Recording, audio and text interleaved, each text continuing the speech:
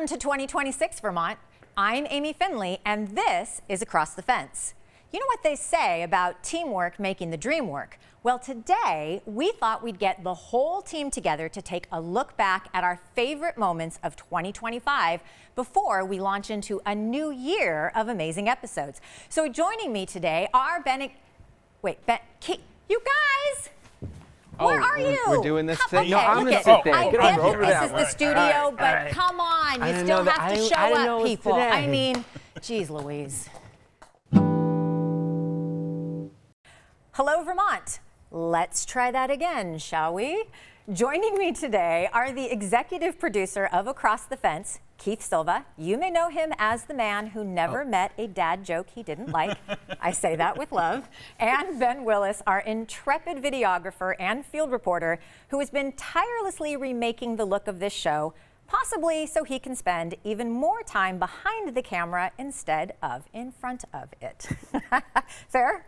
Yeah. Okay, all right. So Keith and Ben, welcome. And folks, one of the absolute joys of joining this show has been, for me, getting to be part of such a high-functioning team and working with these two absolutely lovely individuals. I'm a crier, just for the record. I got a little choked up saying that. This may happen a handful of times during the show. But I mean, what I really wanted was for everybody at home today to be able to see what it is like when the three of us work together.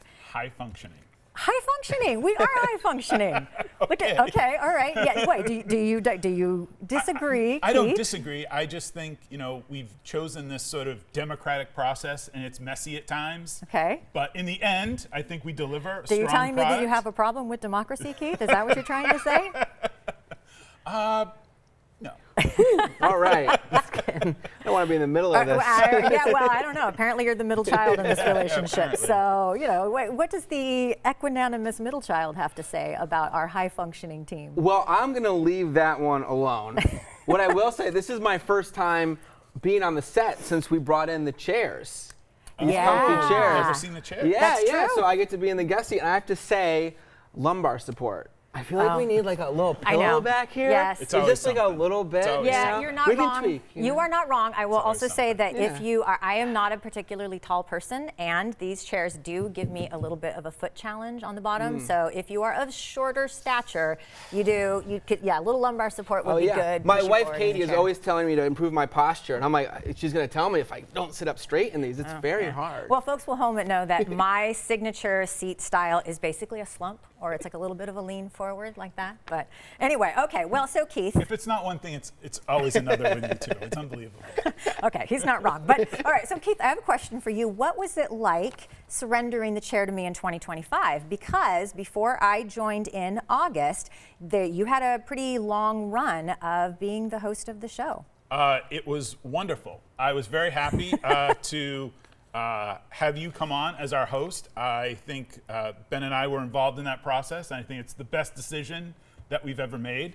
I certainly can't pull off those shoes. You should show everyone your shoes that you're wearing. There you go. I cannot pull off those shoes, so it was very easy to surrender the chair. Well, it was, just for the record, people, it was my shoes that got me this job. That's all I did. I sent in a videotape of all of my shoes and said, "Oh, what do you think? Can I fill the shoes of the show?" Well, that's very, very kind, Keith. I don't know. I have to say, so my experience of joining the show has been pretty amazing. I mean, it was a whirlwind. I think about the first week, probably, maybe 2 weeks, I don't know. Keith and I have had a back and forth about how long it took for me to kind of rise to the occasion and feel comfortable in the chair. But I mean, it's been great. It's been awesome. I mean, I think we made a great decision, if I don't say so ourselves, Yeah, Ben Willis. yeah.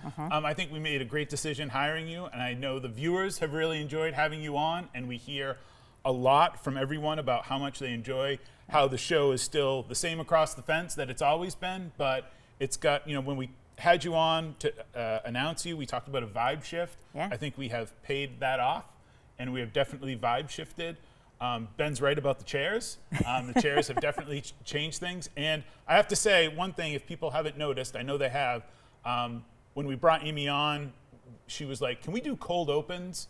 And Ben was like, "Yeah, of course we can." And I was Yeah. like, let's be careful. Yep. But anyhow, so Cold yeah, the opens have cold been opens. very fun. This is where we get Yes. to go and run all over Burlington, Yeah. sometimes farther afield. It was something that I had been pushing for since before you came on the show, but it was pretty much impossible to do without having Yeah. a regular host to do it. Yeah. So once you came on, I mean, that's been true across the board for so many things on my wish So list. many things, so many Having things. We're Amy checking here. off the Ben Willis with list. Okay, well, so Keith, I want you to share your top 2025 moment. You want to set us up? Sure. So 2025 was the 70th anniversary of Across the Fence, and happens on every year on February 14th. And so I went out with our part-time employee at the time, Caleb May, and Caleb and I visited some fence friends, past and present, and we put this together. And this is with Stu McGowan, who was a previous videographer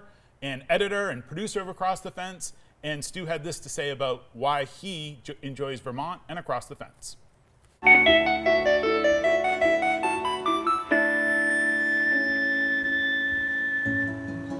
Lynn really wanted to do a series called People and Places. And his idea was we've got 252 towns in all of Vermont, little teeny towns, and he wanted to go there for 24 hours and videotape whatever was happening in the town. When we were doing People and Places, we went all over the state. We didn't focus on Chittenden County and up north. We went everywhere. We went to Bennington, we went to Brattleboro, we went to Worcester. I mean, we went everywhere. I've lived overseas, I've traveled overseas, and I had a choice. Live wherever I want. Across the Fence and People and Places is the reason I'm still here, and I would not choose anywhere else in the world to live but here. We're sitting right here because of Across the Fence.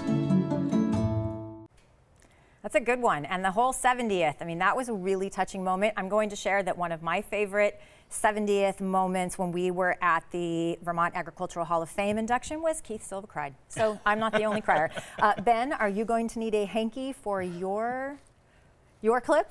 No, I don't think mine's a tearjerker like that. I will right, say what do we my got? favorite moment of the year hasn't aired yet, and that's our conversation with Bill McKibben, which is going to air on New Year's Day. 'Kay. I'm working on it right now, and yeah, it's an awesome one. But the clip I have was from earlier this year, last winter. I went out to Joe's Pond, which is the newest part of the UVM natural areas, and it was awesome because I went with this wildlife tracker named Sophie Mazawida and a student named Kylea. And Kylea had been trying to set up game cams to capture some wildlife and wasn't getting anything. So Josh Benish, who's the director over at the UVM Natural Areas, or associate director, he suggested Sophie go out with Kylea. Okay. And so she went out and we went out into the forest, and Sophie's just tracking all these different animals, finding sounds footprints. amazing. I'm out there Wait, in hang on, you're snowshoes. stepping all over your clip here, man. Let's watch All it. right, Let's see it. Let's take a look. all right, take a Roll look. the tape. Some of these are really sunned out.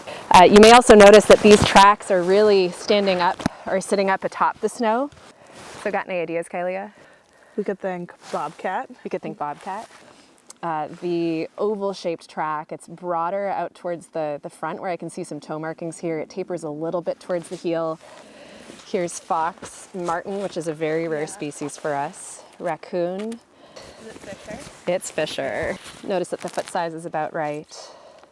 The team decides that this intersection is the perfect spot to set up their final I can camera. do that. At this spot, Kylea applies a scent lure, just a small amount, but enough to catch some attention. The next day, I got an email from Kylea. The cameras were already delivering. At Joe's Pond, a raccoon. At Molly Bog, coyotes. Even a gray fox, clearly drawn in by Kylea's scent lure. But then came the jackpot. A fisher. That was a good one, Ben, I gotta say. I think you also probably really enjoyed strapping cameras onto trees. I bet you that was a highlight. All right, and also I'm going to say, I think sometimes Ben and I have like a Wonder Twins activate kind of thing happening, because in my clip, which we're gonna watch right now, we went out with the members of the UVM Herp Club to go and do another kind of tracking. Let's take a look.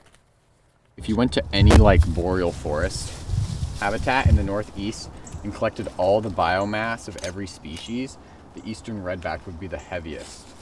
There's just so many of them, but they're just like under, you don't see them. With the discovery of our first herp of the night, I was hooked. I have found a pine cone. It's funny how after you've seen a person find something, that then every log you turn over, you think, this is gonna be it. This is the big find. Where'd you find yours? Headlamps. Good call. Yeah, very good. Very good call. I know, I got handheld flashlight, that's all I got. Okay, so far, my great finds. One worm, one set of eggs. Neither of these two things count in the herpetology world. Both, however, very cool. And I was just next to two kids who found another redback. Oh yeah, that definitely is. Yeah. Oh, he's kind of big. Oh, a chunky redback. So awesome. I gotta say, so my resolution for 2026 is to continue to bring more of that UVM student energy onto the show as ever as possible. I think it's the teacher and me. I love having them on the show. They were so great. And it's pretty a neat way to learn more about what's happening in that world of UVM, but through an entirely different set of eyes. I hope all of you at home have been enjoying as much as we have, having, you know, a slightly less white-haired, on my part, demographic sitting in the seats. Or gray. Keith, or gray, yes. Keith Silva, what is your 2026 resolution for ATF? And you gotta be quick. My 2026 resolution is very simple, Amy. It is to continue what we're doing, bringing the stories of UVM and UVM extension to the people of Vermont and to our viewers, to you. Lovely. Ben? More field stories. It's an easy one. I hope we can do more of the stories like we just showed just now. Yeah, I mean, field stories, that's something that we have definitely been making a push and an effort for. We hope that you have enjoyed all of the incredible shows that we brought you at the end of the year. Brace yourselves for lots of incredible things 2026, right? So we should give everyone say goodbye. Here, Ben, everyone. Bye, okay. everyone. There you go. That's us together saying goodbye. As always, Vermont, thank you for learning and exploring with me today. And thanks to the team that makes Across the Fence possible. This is Across the Fence. I'm Amy Finley. Come back and let's learn and explore again tomorrow.